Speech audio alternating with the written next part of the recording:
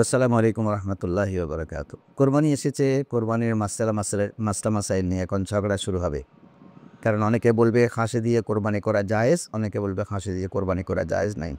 খাসি করালে যেমন বলদ, এটা অনেকে বলছেন জায়েজ, অনেকে বলছেন না জায়েজ। আমাদের সাধারণ মানুষগুলো পড়বেন বিপাকে, তখন আমাদের উপর অনেকে গোস্সা হয়ে যায়, কয় আলেমদের মধ্যে নানা মত।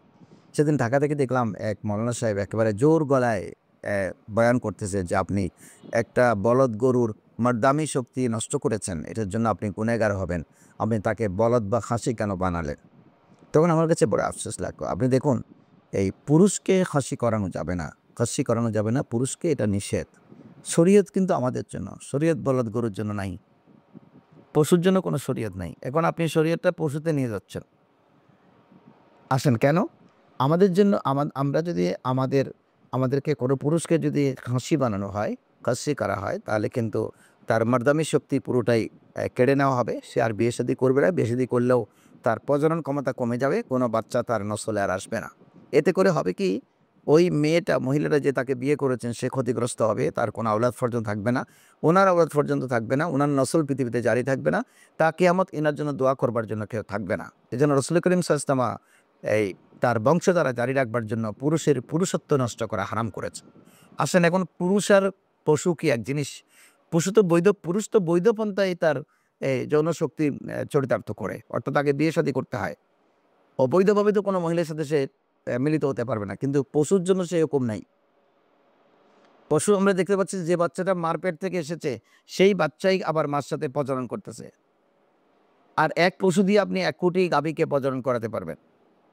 নিষেধাজ্ঞা নেই। সুতরাং প আপনি আপনার বাড়িতে বাংলাদেশে বর্তমানে ১,০০,০০০ গরু আছে। ১,০০,০০০ গরু থেকে যদি আমি ২০,০০০ ষাঁড়কে যদি খাসি করাইয়া দিই, তাহলে প্রজননের কোনো ঘাটতি হবে না। কারণ ১ গরু দিয়ে তো আপনি ১,০০,০০০ কে প্রজনন করাতে পারবেন। এখন তো আরো সায়েন্টিফিক পদ্ধতিতে ১ গরু থেকে বীর্য নিয়ে আপনি হাজার, হাজার গরুর মধ্যে ওই প্রজনন ক্ষমতা দিচ্ছে। ডাক্তাররা প্রযুক্তি বের করেছে। তখন তো গরুই লাগতেছে না। উন্নত দেশে সেই বীর্যকে গরু থেকে কালেকশন করছে এবং পশুর সেই বীর্য মানুষের পশুর মধ্যে সাবমিট করে প্রজননের ব্যবস্থা করছে। আর আপনি বলছেন প্রজনন ক্ষমতা কেড়ে নেওয়ার কারণে আপনি দোষী হবেন। আসেন রাসূল করিম সাল্লাল্লাহু আলাইহি ওয়াসাল্লাম খাসি দিয়ে কোরবানি করেছেন কিনা? হ্যাঁ, রাসূল করিম সাল্লাল্লাহু আলাইহি ওয়াসাল্লাম খাসি দিয়ে কোরবানি করেছেন এবং খাসি দিয়ে কোরবানি করাকে উত্তম বলেছেন। কেন? খাসির গোশত বেশি সুস্বাদু। ঠিক বলদ গরু দিয়ে কোরবানি করা উত্তম এইজন্য যে বলদের গোশত সুস্বাদু বেশি। কিন্তু আপনি যে ওই যে শরীয়ত নিয়ে আসতেছেন, এটা পশুর জন্য শরীয়ত নাই। গরু ছাগলের জন্য তো শরীয়ত নাই। তাকে তার প্রজনন ক্ষমতা কেড়ে নেওয়া, প্রজনন ক্ষমতা আমি কেড়ে নিইনি, একটা দিয়ে আরেকটাই হচ্ছে। আপনি তাদের মধ্যে তো কোনো বিয়ে-শাদী নাই। এক গরু দিয়ে আপনি হাজার, হাজার পশু প্রজনন করতে পারবেন। প্রজনন ক্ষমতা কেড়ে নেওয়া হচ্ছে না। বরঞ্চ মানুষ গোশত সুস্বাদু হবার জন্য এবং ঘানি টানতে পারার জন্য। আর বলদ যখন তার মাদ্দামি শক্তি যখন কেড়ে নেওয়া হয়, তখন বলদ গরুর মধ্যে শক্তি জমে যায়। অনেক শক্তি, অনেক চর্বি জমে যায়। ওই চর্বি জমবার পরে সে হাল টানতে পারে। তাকে তো সৃষ্টি করা হয়েছে মানবতার কল্যাণে। তখন তাকে দিয়ে মানুষ গাড়ি টানায়। বলদ সেই হাল টানে, গাড়ি টানে, বিভিন্ন মালামাল টানে।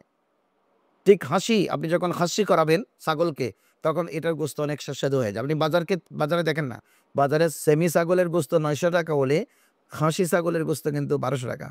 তো বললাম, "এটা ৯০০ এটা ১২০০ কেন?" কয়, "ওটা তো খাই মজা পাবেন না। ওটা তো সেমি। হাড্ডি আর কিচ্ছু নাই। আর ফাটাও খাওয়া জায়েজ, ফাটা দিয়ে কোরবানি করাও জায়েজ। কিন্তু ফাটা দিয়ে আমরা কোরবানি করতে চাই না। অনর্থক আমাদের মধ্যে একটা কথা আছে যে দুর্গন্ধ হয়। না, দুর্গন্ধ থাকবে না। ফাটা জবে করে ফাটার গোশতের সাথে বেশি করে যদি আপনি রসুন দেন, এটা আর দুর্গন্ধ থাকবে না। এটা কিন্তু বাস্তবে সুন্দর সুস্বাদু হবে। এজন্য আমাদের দেশে যে কথাটি এক শ্রেণীর মৌলবীরা বিভ্রান্ত ছড়াচ্ছে, ওরা কোরআন হাদিস ফিকহ ফতোয়া সঠিকত্বে বুঝেছেন কিনা আমার কাছে সন্দেহ আছে। বরঞ্চ খাসি, বলদ এগুলো দিয়ে কোরবানি করা এবং উত্তম এবং এগুলোর গোশত সবচেয়ে সুস্বাদু। আপনি বাজার থেকে কিন্তু বলদ গরুর দাম বেশি, খাসি ছাগলের দাম বেশি। এজন্যই এটা দিয়ে আপনি নির্বিঘ্নে কোরবানি করতে পারবেন। এটা তাদের উপর জুলুম নয়, বরঞ্চ তাদের প্রজনন অব্যাহত আছে। প্রযুক্তির মাধ্যমেও চলছে।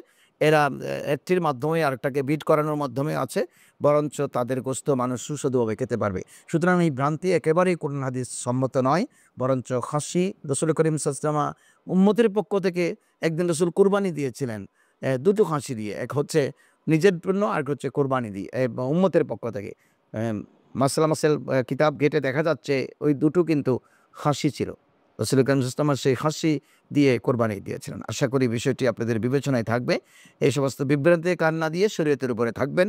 খাসি এবং বলদ গরু দিয়ে বেশি করে কোরবানি দেবেন। আপনাদের কোরবানি আল্লাহর কাছে অ্যাকসেপ্ট হয়ে যাবে। আসসালামু আলাইকুম ওয়া রাহমাতুল্লাহ।